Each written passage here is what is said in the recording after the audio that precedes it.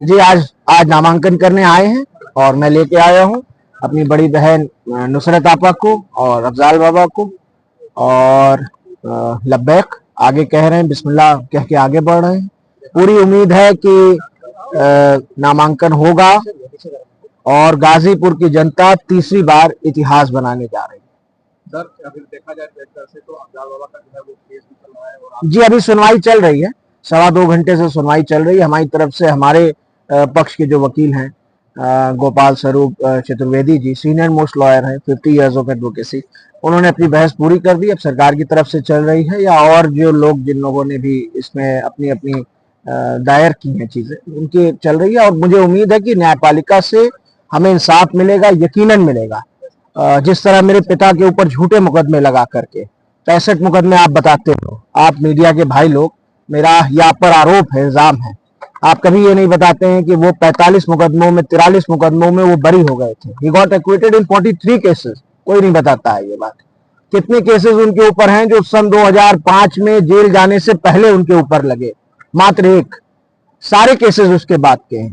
तो जो व्यक्ति जेल में था, जो व्यक्ति 2005 से लेकर 2024 तक जेल में रहा, उसके ऊपर हर साल दर्जनों मुकदमे, हर साल दर्जनों मुकदमे। उसी तरह अफजाल बाबा के ऊपर भी ये झूठा मुकदमा प्रोपेगेंडा के तहत हमारे परिवार को, जो हमारे इतिहास से चिढ़ते हैं, उन लोगों ने लगवाया। उन लोगों ने इसमें पैरवी की और किसी तरह से इसमें सजा कराई। और ये मामला अब सब जुडिश है, हाईकोर्ट में सुनवाई चल रही है। पूरी उम्मीद है कि ये झूठे मुकदमे में हम लोगों को इंसाफ मिलेगा और हम लोग बाइज्जत बरी होंगे।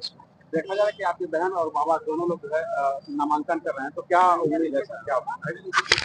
नहीं, ये तो सब्सिट्यूट कैंडिडेट के तौर पे बहन हमारी कर रही है। मेन कैंडिडेट तो हमारे बाबा हैं और विशिंग देम बोथ लक। उम्मीद है कि अफजाल बाबा चुनाव लड़ेंगे। किसी कारणवश अगर उनका नहीं हो पाया, कोई भी खुदा न खास्ता कोई ऐसी चीज आ गई, चाहे पर्चे से लेकर चाहे मुकदमे से रिलेटेड, तो उसके तौर पे भी सब्सिट्यूट कैंडिडेट हमारी बड़ी बहन नुसरत आपा हैं। And she is well qualified, well educated और बहुत समझदार है और मुझे उम्मीद है कि बहुत अच्छा करेंगे वो। और बाप और बेटी में क्या फर्क है? हमारा परिवार एक था, एक है और एक रहेगा और तन मन से हम लोग साथ हैं।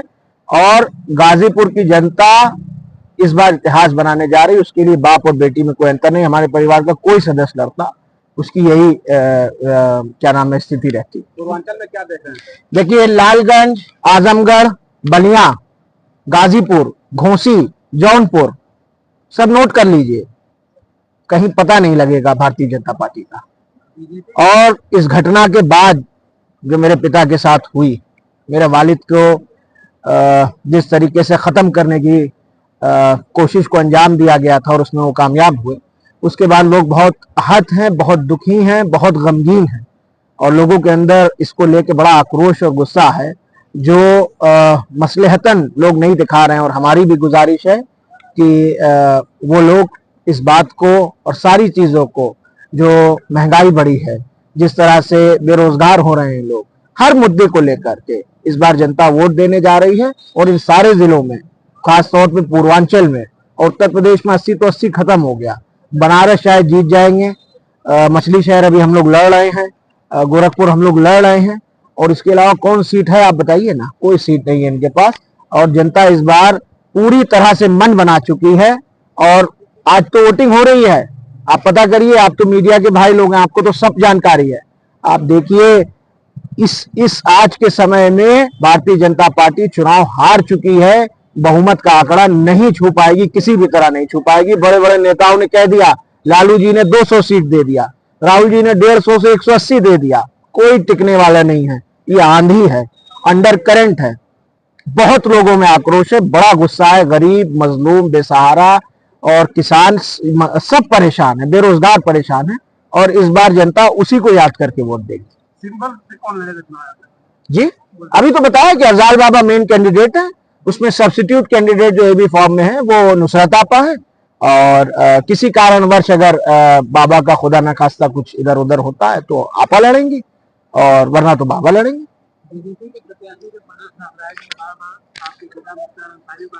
देखिए, मैं तो अपनी बात करूंगा और क्या बोलते हैं आतंकवादी। अच्छा, बहरहाल तो जो इंसान अब इस दुनिया में भी नहीं है, उनके लिए अगर उनके ये विचार हैं और ये क्या नाम है ख्यालात और ये अल्फाज हैं, तो ये उनकी संस्कार, उनकी परवरिश होगी। वो मुझसे उम्र में बड़े हैं, मैं उनके लिए कुछ नहीं बोलूंगा।